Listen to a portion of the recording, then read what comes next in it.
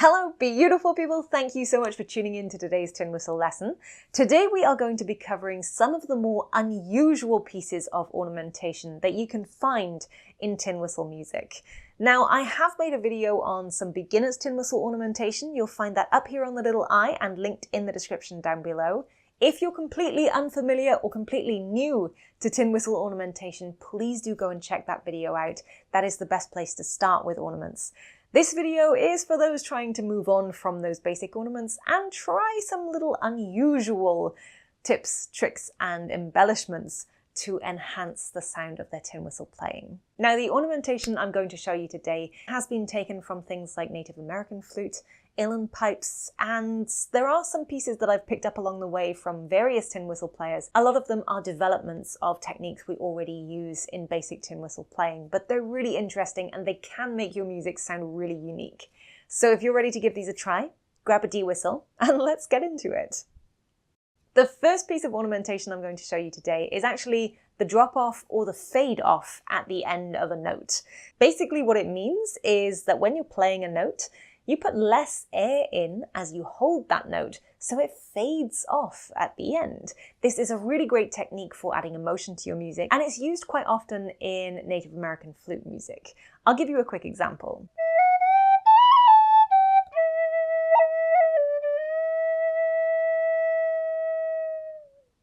Now, could you hear at the end of that little phrase? The note just seemed to drop away. It seemed to drift gently away into the distance. It's kind of like you're running away from the sound and you're walking away. It's that distant feeling. And the way we do that or achieve that on tin whistle is by varying the amount of breath we put through the whistle. Now, if you play tin whistle, you're already familiar with this concept. You know you need more push and more air to hit the high notes, and less air, less push to hit the low notes. So what we're doing with this fade off, this drop off, which you can do on any notes in the lower octave, is holding that air back, starting with a lot of air and gently blowing less and less into the whistle so we fade away. So let's just try that together on a D.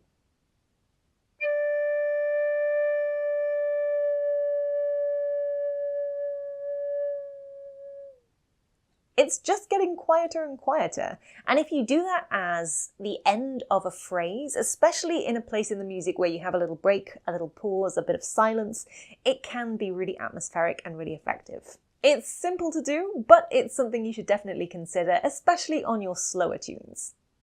Next up, we have something I like to call the siren. It's basically a simple tap. Now, a tap on tin whistle is playing one note and tapping the note below it, or tapping the hole below it, with your free finger. But the siren is actually a bit of a variation on that. It sounds a little bit like this.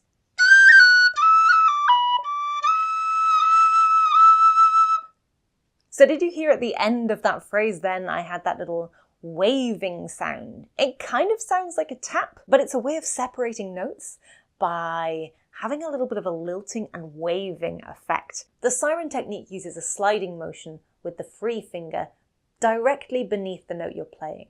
So in this case, if I'm playing an E, my free finger, or the note below the E, is the D, it's the bottom hole. So what I'm going to do is circle my finger in an upwards motion, and I'm going to slide from the bottom of the hole towards the top, but actually only covering half the hole. As you can see here, I'm just gliding my finger up over the edge. So by doing this circular motion, you're still covering and cutting off a little bit of the airflow, you're still adjusting the sound, but you do get that siren sound effect because of the motion of your finger. So think about gliding upwards, not covering the full hole, and then looping around so that just you can get that smooth action.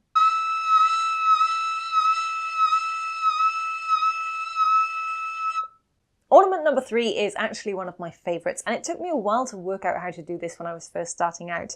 It's actually just a cut, but what we're going to do is we're also going to tongue at just about the same time. And what that does is it gives you a nice little popping sound before you play your note. So a cut in tin whistle music is basically lifting and replacing the finger above the note you're playing. That's the easiest way of putting it.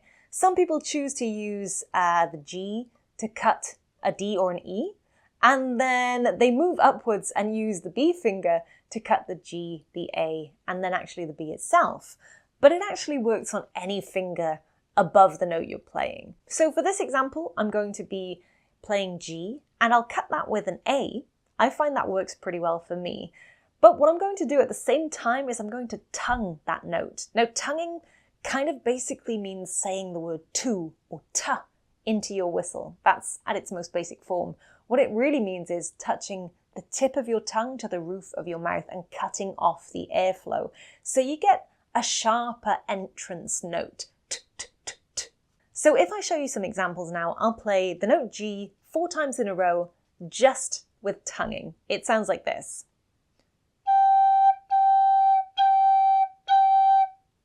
If I then separate that note instead of tonguing, just by cutting, so I'm blowing one long note and using my fingers to cut the note, it sounds like this. If I combine the two and I tongue and cut at the same time, it sounds like this. It gives you a nice little pop, a nice little edgy sound to it that works really well, especially in more upbeat tunes. So it's definitely one to try. The only thing you need to do is get your tongue in time with your fingers, which can be a bit of a challenge, but stick with it and you'll get there eventually. Ornament number 4 is a cran. This is an uilleann pipe ornament. And there are a few different ways you can do this, but today I'm going to show you what I think is the simplest way to do it. It's an ornament that we're adapting from another instrument, so it doesn't really matter to us if it changes slightly. It'll still give a similar effect. Now, crans are easiest on a D, but you can play them through other notes as well. And what it actually includes is lifting and replacing the 3 fingers above the note you're playing, but in a sequence. So if we're playing on D, for today's version of a cran, what we're going to do is we're going to lift the G, the F, and the E finger in that order. And it sounds a little bit like this.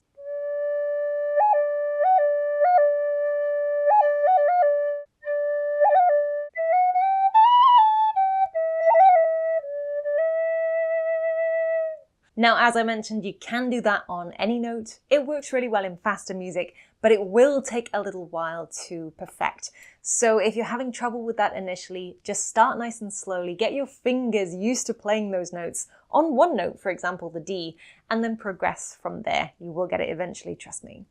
The 5th and final piece of ornamentation today is what I like to call the roll-up, but it can also be used as a sort of glissando if you're talking in musical terms. And basically what that is it's a quick roll-up through the notes to hit the note you're actually playing. So I'm going to show you how that sounds first, and then I'll show you actually how it works with the fingers.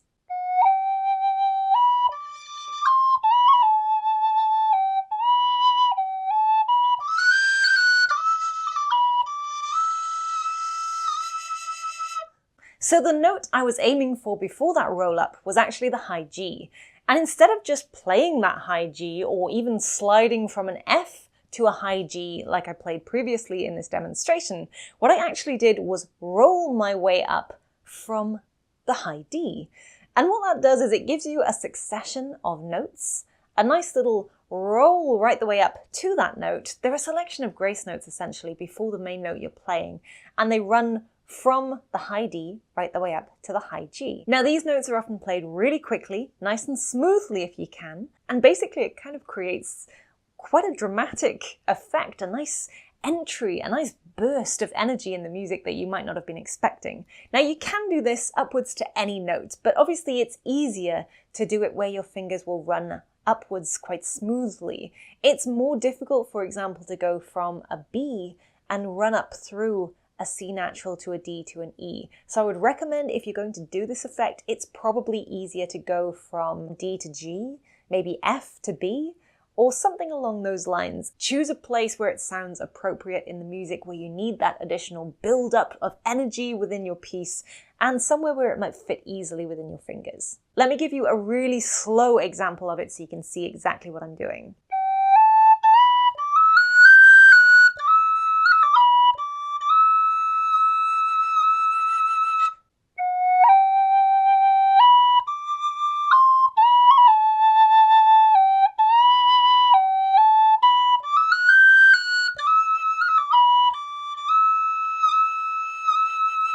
Now, if we try and include all of today's ornamentation in one piece, and as you've heard, today we're playing the Foggy Dew. I do have a tutorial for that. It's quite an old one, but again, I'll link that here and in the description down below, and also on screen at the end of the video.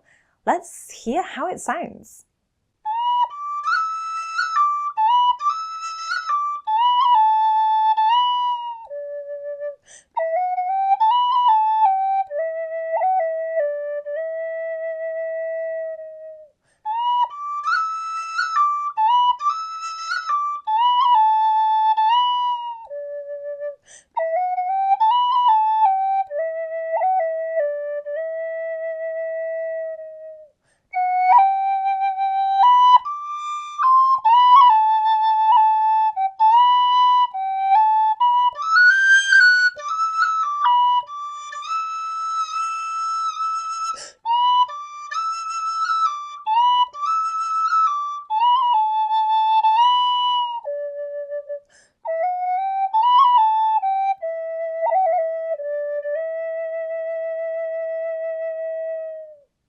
So that is it from me today, folks. I hope you enjoyed this little video on some unusual ornamentation for tin whistle. If you know of any other ornaments outside of these that we've learned today, or outside of my basic tin whistle ornamentation that I've shown in a previous video, please do let us all know in the comments down below. We would love to hear all your crazy tunes, techniques, and tricks. Everybody here is trying to become a better whistler, so any of your advice or help is greatly appreciated. Leave your comments down below. Please don't forget to check out the other videos I mentioned.